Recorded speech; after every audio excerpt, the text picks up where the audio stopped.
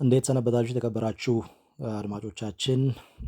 በዛሬው ርዕሳችን የበለጠ ትኩረት የምናደርገው ከግብ ጠባቂዎች ጋር የተገናኘ ነው። እንግዲህ የኢትዮጵያ እግር ኳስ ከግብ ጠባቂዎች ጋር ተያይዞ በኩራት ስሜት የሚነሳበት እንደሆነ ይታወቃል። እንግዲህ ከትውልድ ትውልድ ዝናቸው፣ ክብራቸው፣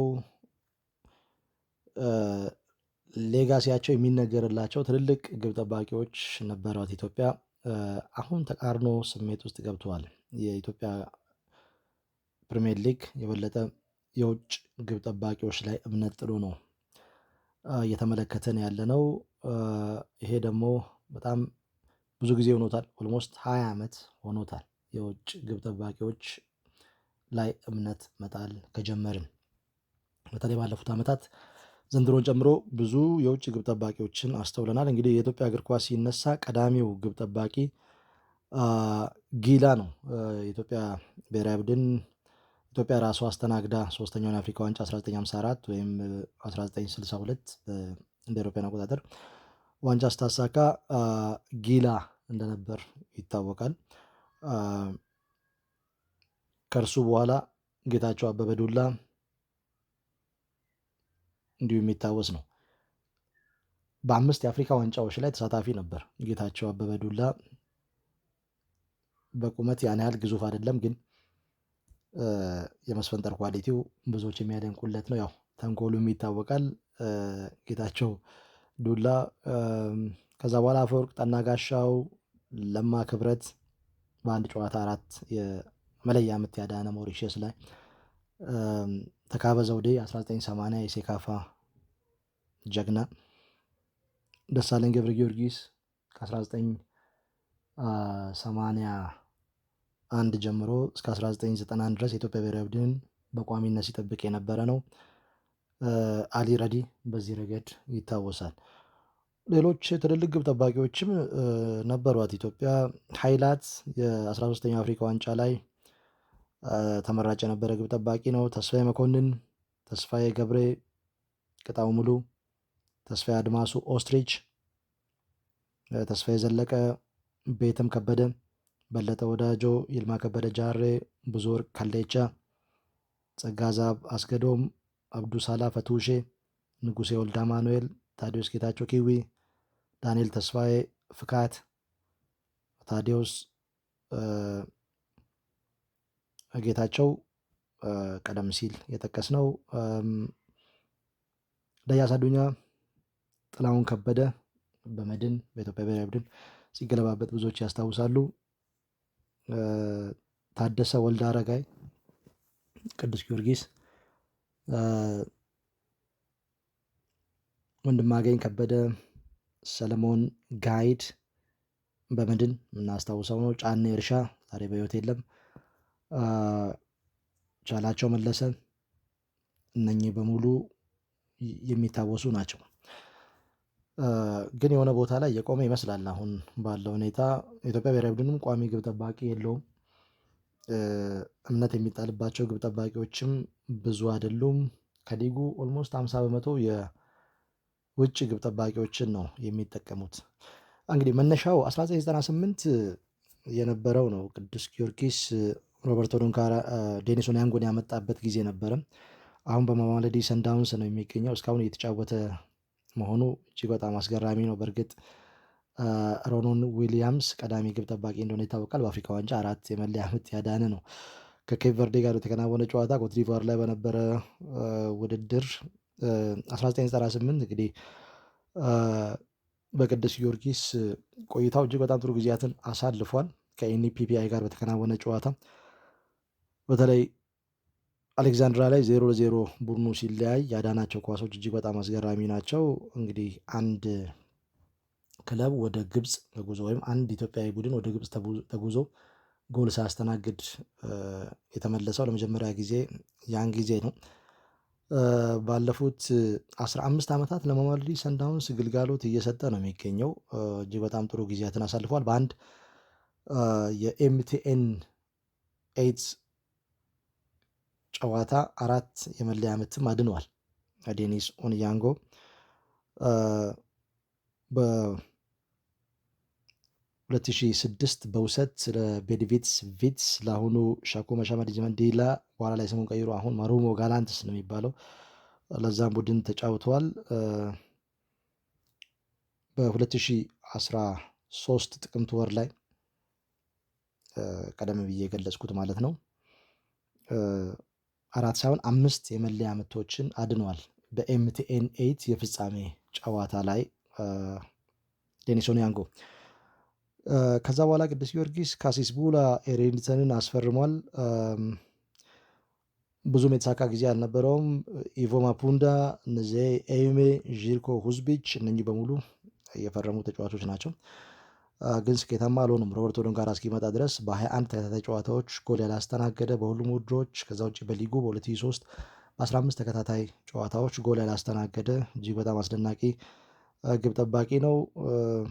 ከእርሱ መልቀቅ በኋላ ፓትሪክ መታሲ እና ቻርለስ ሉካጎ መጥተዋል። ፓትሪክ መታሲ ኬንያ ግብ ጠባቂ ብዙም ጥሩ ጊዜያትን አሳልፈዋል ማለት አይቻልም። በኋላ ላይ የሆነውን ነገር ሰምተናል። ወደ ኬንያ ከተመለሰ በኋላ ቻርለስ ሉካጎ የ2014 የዓመቱ ምርጥ ግብ ጠባቂ ተብሎ ተመርጧል። ሌላኛው ኡጋንዳዊ ግብ ጠባቂ። ከቅርብ ጊዜ ወዲህ ግን እየተለመደ ሆኗል የውጭ ግብ ጠባቂዎችን መጠቀም። በሌሎች ቡድኖች ኢትዮ ኤሌክትሪክ ፌቮ ኢማኑኤል እና እንደዚሁም አቡ ሱሌማናን ሲጠቀም እንደነበር ይታወሳል። ቤሊንጋ ኤሚ እና ክሌመንት አዜንቶ እነኚህ የተለየ የሚያደርጋቸው ጎል አስቆጥረዋል። ያው ቅጣት ምት ወደ ተጋጣሚ ቡድን ኳስ ሲያሻግሩ የተቆጠሩ ጎሎች ቢሆኑም ቤሊንጋ ኤሚ ድሬዳዋ ከነማ ላይ በ2009 በድሬዳዋ ኢንተርናሽናል ስታዲየም፣ ክሌመንት አዜንቶ በድሬዳዋ በባህር ዳር ኢንተርናሽናል ስታዲየም መቻል ሲዳማ ቡናን 5-3 ሲያሸንፍ ተክለማርያም ሻንቆ ጎሜዝ ላይ ያስቆጠረውን ጎል እናስታውሳለን። ስኬታማ የሆኑ ሌሎች ግብ ጠባቂዎች አሉ። ለምሳሌ የ2009 የዓለም ወጣቶች ዋንጫ ውድድር ላይ ከጋና ጋር ዋንጫ ያነሳው በመለያ ምት ብራዚልን አሸንፎ ዳንኤል አጄ በጅማ አባጅፋር ሁላችንም እናስታውሳለን። ጋና ግብ ጠባቂ 2010 የዓመቱ ኮከብ ግብ ጠባቂ ተብሏል። ዓለም ላይ የተለየ ግብ ጠባቂ ነው። ይሄ ግብ ጠባቂ በተለይ በፍጹም ቅጣት ምት ወይም በመለያ ምት ወቅት ወደ አንድ አቅጣጫ ሲሄድ ቀድሞ እግሩን አንድ እርምጃው ወደሚሄድበት የጎል አቅጣጫ ዘርግቶ ወይም ተንቀሳቅሶ ነው የሚሄደው። አቅጣጫውን ካወቀ ኳስ ይይዛል። ባለበት ቦታ አይደለም የሚወረወረው፣ አንድ እርምጃ ቀድሞ ወደ ጎን ከሄደ በኋላ ነው። ግብፅ ላይ በተከናወነው ውድድር በዚህ አይነት መልኩ ነው ብራዚልን ሲያሸንፉ የመለያ ምቶችን ሲያድን የነበረው በኢትዮጵያ አቆጣጠር 2002 ጥቅምት ወር ላይ የነበረ ማለት ነው። 2011 የመቀሌ ሰባ እንደርታ ግብ ጠባቂ ኢኳቶሪያል ጊኒያዊ ፊሊፕ ኦቮኖ በዛ ዓመት የዓመቱ ኮከብ ግብ ጠባቂ ተብሎ ተመርጧል። ሮበርቶ ዶንጋራ ከ2004 እስከ 2008 በተከታታይ የዓመቱ ኮከብ ግብ ጠባቂ ተብሎ ከተመረጠ በኋላ በ2010 እና 2011 የውጭ ግብ ጠባቂዎች ነበሩ ኮከብ ግብ ጠባቂ የተባሉት። ከ2011 እስከ 2016 በፋሲል ከነማ ቆይታ የነበረው ሚካኤል ሳማኬድ መርሳት አይቻልም። በ2011 ቡድኑ የጥሎ ማለፍ ዋንጫ ሲያነሳ በመለያ ምት ሐዋሳ ከነማን ሲያሸንፍ የመለያ ምቶችን ሲያድን ነበር። 2013 የሊጉን ዋንጫ ሲያሳካ የዓመቱ ግብ ጠባቂ ተብሎ መመረጡ ይታወቃል። ሐዋሳ ከነማን በተመሳሳይ ግብ ጠባቂዎችን አምጥቶ ነበር። ብሪያን ቶቤጎ ደቡብ አፍሪካ ግብ ጠባቂ ብዙም የመሰለፍ ዕድል አልነበረውም። ሺዮ ሜንሳ ቶጎ ግብ ጠባቂ፣ መሐመድ ሙንታሪ ጋና ግብ ጠባቂ፣ ቻርለስ ሉካጎ ከቅዱስ ጊዮርጊስ በኋላ ወደዛ አምርቷል። ባህር ዳር ከነማ ሃሪሰን ሄሱ ከኢትዮጵያ ቡና በኋላ ወደዛ አምርቶ ነበር። ፓፔ ሰይዱ ኒዲያዬ የወቅቱ የባህር ዳር ከነማ ግብ ጠባቂ ነው። እንደዚሁም ታፒ አላዜ በዚህ ሰዓት በደቡብ አፍሪካ ፕሪሚየር ሊግ ነው የሚገኘው። በቲኤስ ጋላክሲ ነው እየተጫወተ ያለው። ሀዲያ ሆሳዕና በተመሳሳይ ቴፒ አላዛይን ማስፈረሙ ይታወቃል። ሚካኤል ሳማኬን በዚህ ሰዓት እየጠቀመ ነው የሚገኘው። ብዙ የመሰለፍ እድል ባይኖረው መሐመድ ሙንታሪ ሌላው የሚጠቀስ ግብ ጠባቂ ነው በሀዲያ ሆሳዕና በኩል። በእርግጥ ሺዮ ሜንሳም ለተወሰኑ ጊዜያት የመሰለፍ እድል ነበረው። ደደቢት ሌላኛውን ደቡብ አፍሪካ የግብ ጠባቂ አምጥቶ ነበር በአንድ ወቅት 2004 ላይ ጃኮብ ሞዘቴ። የኢትዮጵያ ብሔራዊ ቡድን ግንቦት 26 2004 ከደቡብ አፍሪካ ጋር ለብራዚሉ የዓለም ዋንጫ ቅድመ ማጣሪያ ሲጫወት 1-1 በተለያየበት ጨዋታ ለሀገሪቱ ለሚገኙ የተለያዩ ጋዜጦች አስተያየት ሲሰጥ ነበረ ጃኮብ ሞተቴ። ኢትዮጵያ ተጫዋቾች በቴክኒኩ በኩል እጅግ በጣም የላቁ ናቸው፣ ንቃችሁ የምትገቡ ከሆነ ዋጋ ትከፍላላችሁ የሚል አስተያየትን ሰጥቶ ያው ሳላ ጎል አስቆጥሮ 10 ደቂቃ ሲቀረው ባስቆጠሩት ጎል 1-1 በሆነ አቻ ውጤት ጨዋታ መጠናቁ ይታወቃል። ለፒትሶ ሞሲማኔም ስንብት ምክንያት ነበረ። ከዛ ውጭ ስቴቨን ፊናርም አዲስ ህንፃና አስራት መገርሳ እንዳይንቀሳቀስ አድርገውት ከዛ ጨዋታ መጠናቀቅ በኋላ ራሱን ከብሔራዊ ቡድን አግሎ በክለብ እግር ኳስ ላይ ትኩረት ማድረጉ ይታወቃል።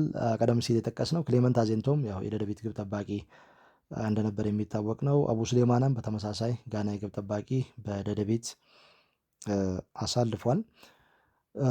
እንግዲህ አሁን ካሉት ግብ ጠባቂዎች በተለይ በዚህ የውድድር ዘመን እጅግ በጣም ጥሩ ጊዜያትን እያሳለፉ ያሉ አሉ። በተለይ ሁሉም የተስማማበት ግብ ጠባቂ ዳላድ ኢብራሂም ኢትዮጵያ ቡና ከንጉሴ ወልደ አማኑኤል፣ አብዱሰላ ፈቱሼ፣ አሊ ረዲ እና ሃሪሰን ሄሱ በኋላ ኢትዮጵያ ቡና ያገኘው ምርጡ ግብ ጠባቂ ነው ብለው ብዙዎች ይስማማሉ። እንግዲህ ይሄ ግብ ጠባቂ ከ20 በላይ ጨዋታዎች ጎል ሳይቆጠርበት መውጣት ችሏል። ክሊንሺት መጠበቅ ችሏል። አሰልጣኝ ብሪያን ክላፍ አንድ የሚናገሩት ነገር አላቸው። አንድ ግብ ጠባቂ ለአንድ ቡድን 15 ነጥቦችን ማበርከት አለበት ይላሉ።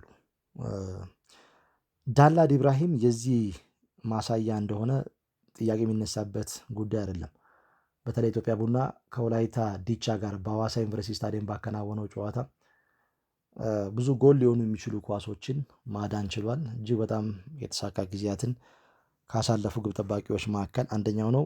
ኢትዮጵያ ቡና በግብ ጠባቂዎች ስህተት ከዚህ ቀደም ምን ያህል ሲቸገር እንደነበር ሁላችንም የምናስታውሰው ነው። አሁን ግን ዳላድ ኢብራሂም እንደዚሁ እጅግ በጣም ጥሩ ጊዜ ማሳለፉን ተከትሎ እንግዲህ በዚህ ረገድ ቡድኑ 2ኛ ደረጃም ይዞ ይፈጽም ዘንድ ትልቅ ሚና ነበረው። ምናልባት አምና የነበረ ቡድን ቀጥሎ ቢሆን ኖሮ ከ2003 በኋላ ኢትዮጵያ ቡና የሊጉን ዋንጫ ማሳካት ይችላል የሚለው የብዙዎች አስተያየት ነበር። ግን ዞሮ ዞሮ ዳላድ ኢብራሂም እጅግ በጣም ጥሩ ከሚባሉ ግብ ጠባቂዎች መካከል ከውጭ ከመጡ አንደኛው ነው። ሀሳብ አስተያየታችሁ ልታደርሱን ትችላላችሁ። ከግብ ጠባቂዎች ጋር በተገናኘ የኢትዮጵያ ብሔራዊ ቡድን የውጭ ግብ ጠባቂዎች ስለበዙ ነው በግብ ጠባቂ በኩል የተጎዳው ወይስ ስልጠናው ነው? የግብ ጠባቂዎች ኮሚትመንት ኳሊቲ ነው ወይስ ምንድን ነው? እናንተ ማሰብ አስተያየት ልታደርሱን ትችላላችሁ። ዞሮ ዞሮ ከግብ ጠባቂዎቻችን ጋር በተገናኘ ከጊላ ጀምሮ ያለው ታሪክ በወፍ በረር ይህንን ነው የሚመስለው። ሌሎች ያላነሳናቸውን ጉዳዮች ካሉ እናንተ ማሰብ አስተያየት ልታደርሱን ትችላላችሁ።